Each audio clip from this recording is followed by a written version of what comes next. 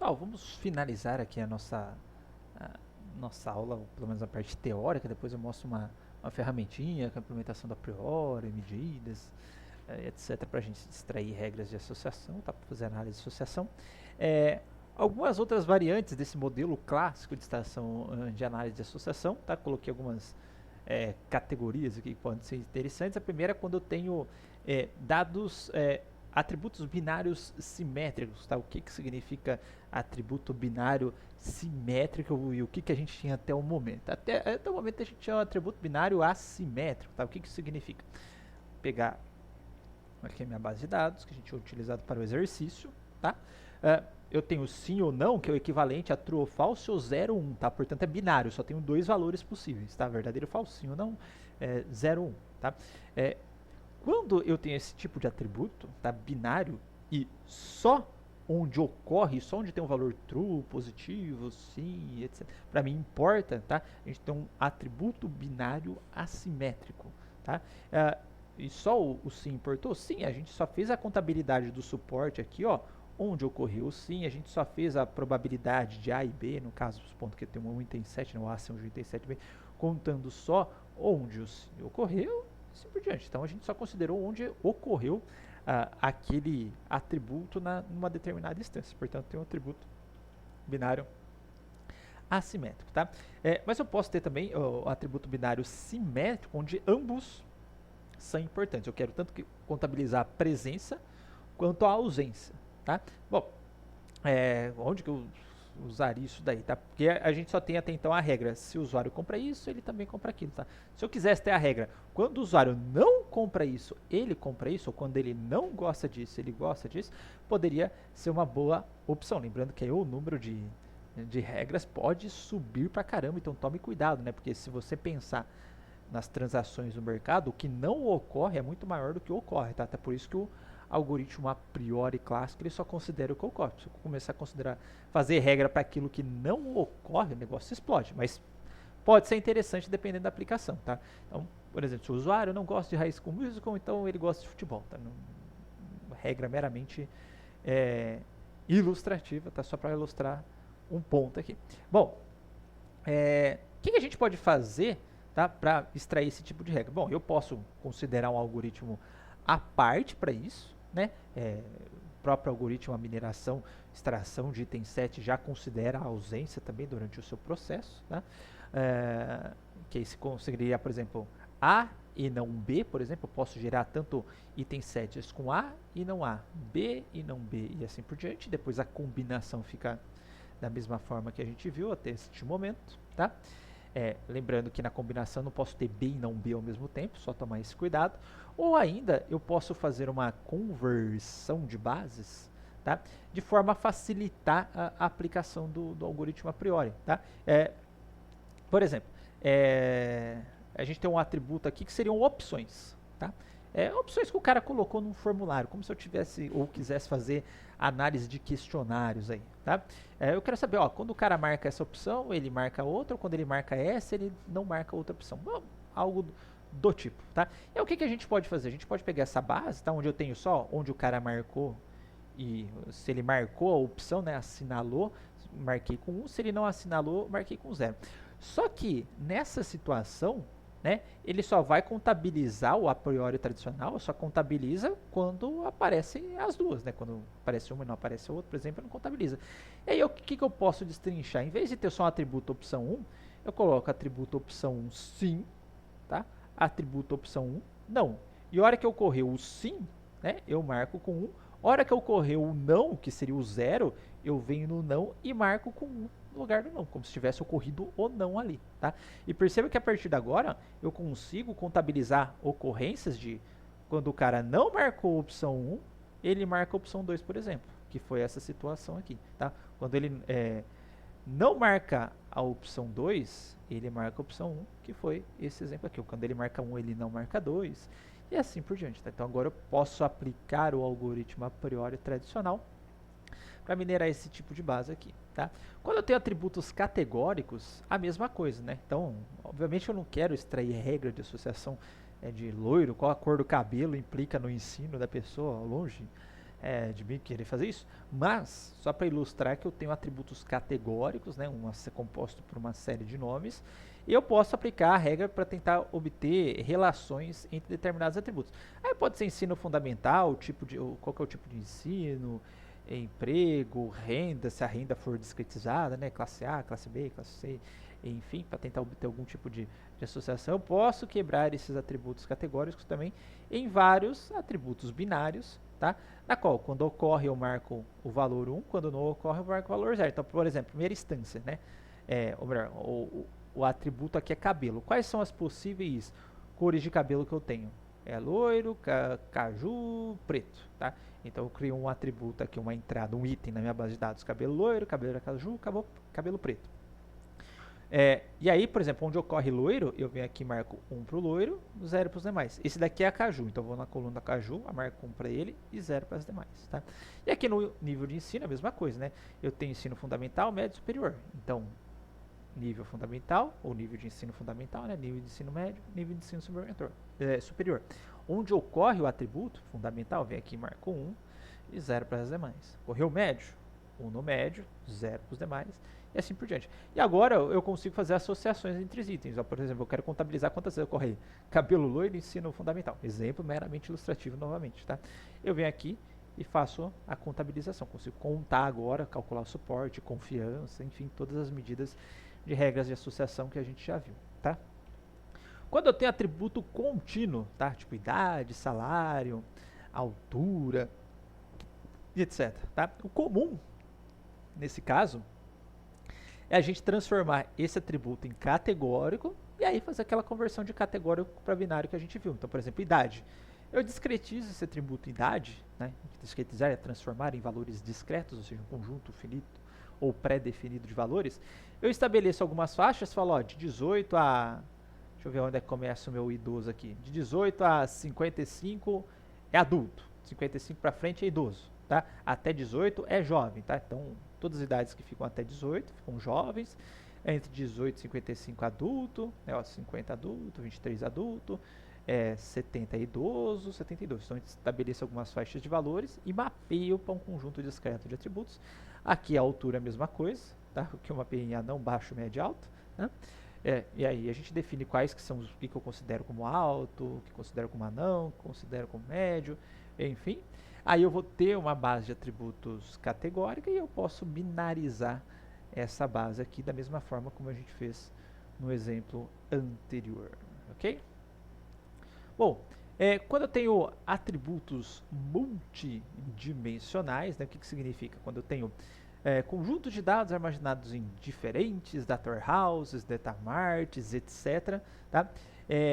Organizados de acordo com várias dimensões lógicas, tá? Vários níveis, inclusive, de organização. Então, por exemplo, se um consumidor compra câmera digital, possui 30 a 40 anos de idade, tem gastos anuais médios de 300 a 50 dólares, então ele irá comprar uma impressora com probabilidade de 78%. Perceba que ele foi juntando dados de perfil de cliente, de renda, tá? Atributos pessoais, atributos de renda, quanto que for esse gasto médio anual na empresa, né? Isso deve ter um outro repositório, outro data warehouse só para armazenar os gastos do cliente, e aí um outro repositório com as compras que o cliente faz, tá? Então, foram fazendo as análises de associações juntando esses diversos dados. É só para ilustrar que dá para fazer isso, mas a lógica por trás disso, tá? É bem simples, tá? É juntar, trazer todos os dados como se fosse numa tabelona só, tá? Tomando cuidado para padronizar, então se for categórico, se for binário assimétrico e etc. Fazer aqueles mapeamentos que a gente viu anteriormente. E aí pode-se aplicar as regras de associação nessas situações, tá? Nós temos também associações chamadas de múltiplos níveis ou hierárquicas, tá? O que significa isso, tá? Vamos supor o seguinte, tá? Vamos supor que lá na sua base de compras de mercado, tá? Você tenha lá, ixi, rapaz, não lembro nem nome marca de leite, tá? Mas vamos lá, eu tenho leite Nestlé, eu tenho... Nossa senhora, gente, me vem marca de leite na cabeça. Presunto, tá?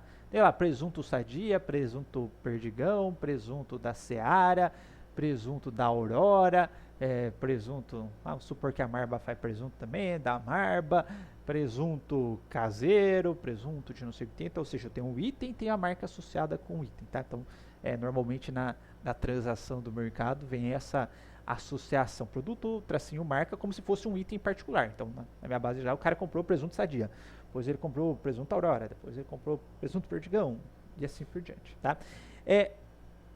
Muitas vezes, tá, é interessante você só saber qual que é o padrão de consumo em termos, tipo, se ele compra presunto, então ele compra alguma outra coisa, tá? E não necessariamente, ó, se ele compra presunto da Aurora, ele vai comprar um outro produto X, tá? É interessante sair um pouco dessa especificação de marca e subir para um alto nível, que é qual que é o produto em si, tá? Então essa questão de ir para um alto nível, né, de ir para um nível um pouco mais geral, tá? É chamado de múltiplos, associação em múltiplos níveis, né? Não só isso, tá? Então você pode ter vários níveis, você pode sair, por exemplo, da marca de presunto específica, né? Só para presunto, depois só para, ou melhor, vou pegar queijo, né? Que acho que fica um pouquinho mais fácil. Por exemplo, queijo não, sobre produto de limpeza, né? Você tem lá sabão em pó Omo, você pode ir para o nível explorar só se o cara comprar sabão em pó ou não, ou ir para o nível se o cara comprar produtos de limpeza para roupa, ele compra algum outro tipo de produto de uma outra categoria, ou ainda se ele compra produto de limpeza. Então eu posso organizar esse produto em diferentes níveis e aí aplicar essa análise de associação desses diferentes níveis. Então você quer ir para o nível mais baixo, fala, se o cara compra presunto Aurora, ele compra sabão Omo. Ok, pode ser, mas pode ser que isso não seja interessante. Eu quero algo um pouco mais alto nível, né? Fala, ó, normalmente sempre o cara compra presunto, ele compra sabão em pó. Ou ainda, sempre que o cara compra não sei qual é o nome mais genérico, sempre que ele compra frios, tá? Ele compra produto de limpeza para roupa também. Você pode explorar esses diferentes níveis, basta você ter esse mapeamento, tá? Desses diferentes níveis. Normalmente a gente tem uma maneira muito simples de fazer esse mapeamento, né? Que se tem o leite underline Nilza, por exemplo, a gente remove o underline para frente e considera tudo só leite e tal. Enfim, né? Mas perceba que nessa base de dados, né, eu tenho pão, leite Nilza, sabão em pó Oma, chocolatado Nescau, leite Parmalat, assim por diante. E perceba que muitas vezes, pegando essa base só com 3 exemplos, né, se eu considerar só leite Nilza, ela é infrequente nessa base, vamos supor que para ser frequente tem que ocorrer mais da metade das transações, né? Se eu considerar só leite Nilza, ele é infrequente. Se eu considerar leite Parmalat só, ele é infrequente. Se eu considerar leite LG, ele é infrequente. Mas se eu considerar só leite, ele é muito frequente, tá? Então tem essa questão também de hora que você sobe um nívelzinho, coisas que eram infrequentes, né, devido à marca ser rara, inclusive, né, ou não ter tanta procura, ou não ter o fornecedor não fornecer tanto, ela passa a compor um conjunto maior e ajudar esse conjunto maior a ser frequente, né, no caso aí, por exemplo, o leite, tá? Então é possível fazer esse tipo de processamento na sua base para tentar explorar coisas em níveis maiores, tá? E também ele pode ser utilizado, e é muito utilizado, tá? Para pegar padrões em sequências, tá? Não só tipo descobrir, por exemplo, quais são os sites que o cara costuma navegar, mas quais são as sequências, tá, de sites que o cara navega. Isso daí a computação biológica também é muito frequente, sempre que aparece uma cadeia de genes, aparece outra logo em sequência também, tentar pegar esse padrão de dado biológico. Então isso é muito utilizado em mineração de dado biológico, tá? E para isso, né, o que se faz, tá? O que se faz dado que você tenha, por exemplo, uma sequência, tá? Então, tipo, ó, sempre que aparece sequência de genes, aparece outra, aparece outra, aparece outra, e assim por diante, né? Ou as páginas que ele visitou essa, visitou outra, e assim por diante, né? Na hora de gerar os itens sets frequentes, né? Você sempre vai contabilizar, tá? Sempre vai fazer essa contabilidade só do que está na frente, nunca do que está para trás. Então, por exemplo, tá?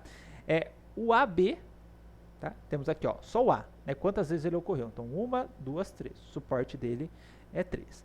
A e G, tá? A e G ocorreu uma vez, apesar do G aparecer em sequência. Aqui não, e aqui não. Apareceu A e depois apareceu G. Ok? Ocorreu 2 vezes A, G e E, tá? Então, vamos ver, ó. A, G e E apareceu uma vez, tá? Aqui não apareceu, aqui apareceu A, G e E 2 vezes, tá? E vai fazendo assim. Aí vamos pegar uma situação. Deixa eu pegar uma do C e F, ó. Não tem C, F, ou só porque eu falei do C e F, não vai ter. B, G, E. Deixa eu ver uma situação legal aqui. C e F, não. B e F, B e F. Vai ser legal. Não aparece depois também. FG, FG, FG. FG, FG aparece depois. Esse aparece FE. FE é uma boa? FE é uma boa, tá? Ó, FE. F apareceu aqui e apareceu aqui. Suporte a 1, tá? Aqui, ó, apareceu FE. Só que o F apareceu depois do E. Então, eu não conto, tá? E aqui, novamente, ó, F e depois apareceu E. Então, apareceram 2 vezes, contabiliza 2 vezes, tá? Então, numa mineração, um cálculo de suporte normal, sem considerar a sequência, né? A gente teria contabilizado FE, FE e FE. Aqui não, a sequência para mim importa, tá? Então, só vou contabilizar FE, tá? Só nas situações em que o E apareceu na frente do F, porque essa ordem vai importar para mim agora, tá? Então, tem uma outra forma da gente modificar o a priori para considerar sequências. Bem, pessoal, então é isso. Deixei alguns materiais complementares, tá? Inclusive de revistas, etc. Materiais bem interessantes, tá? É isso, tá? Em seguida eu volto. Deixei materiais também, tá? Bastante interessante, medida de associação, aquele artigo que eu falei para vocês, tá? E eu volto demonstrando uma ferramenta de análise de associação, novamente, né? Deixo o código aí para quem tiver interesse e ver como que isso é implementado, tá? Então, até mais.